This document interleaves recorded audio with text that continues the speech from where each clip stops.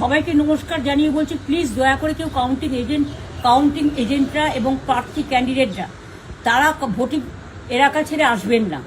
Strong রুমে যেখানে counting হচ্ছে মানে সেন্টারে, সেখান ছেড়ে কেউ আসবেন না। এটা বিজেপির প্ল্যান। প্রথম 2-3 রাউন্ডে আমি কালকে থেকেই বলছি যে ওদেরগুলো আগে দেখাবে, আমাদেরগুলো পরে দেখাবে। এবং অনেক জায়গায় 2-3 রাউন্ড কাউন্টিং করার পরে প্রায় 100টা জায়গায় কাউন্টিং বন্ধ করে রেখে দিয়েছে। এবং কল্যাণীতে ধরা পড়েছে 7টা মেশিন, যেখানে কোনো মিল নেই। এটা টোটাল ফোর্সফুলি সেন্ট্রাল ফোর্সকে দিয়ে চারিদিকে তৃণমূল কংগ্রেসের উপর অত্যাচার করছে, অফিস ভাঙছে, জোর করে দখল করছে। এসআইআর নামে আপনারা দেখেছেন ভোট লুট করেছে যাতে যে সিটগুলো জিততে পারে। কিন্তু এখনও এমন 70টা সিট আছে, 100টা সিট আছে যেগুলো আমরা এগিয়ে আছি, সেগুলো বলছে না। টোটালটাই মিথ্যে নিউজ খাওয়াচ্ছে। আগে ডিআইসিও এই খবরগুলো দিত, কিন্তু তাকে কালকে চেঞ্জ করে দেওয়া হয়েছে।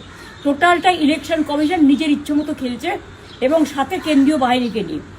এবং আমাদের পুলিশরা টোটাল মাথা নত করে কেন্দ্রীয় বাহিনীর আন্ডারে কাজ করছে।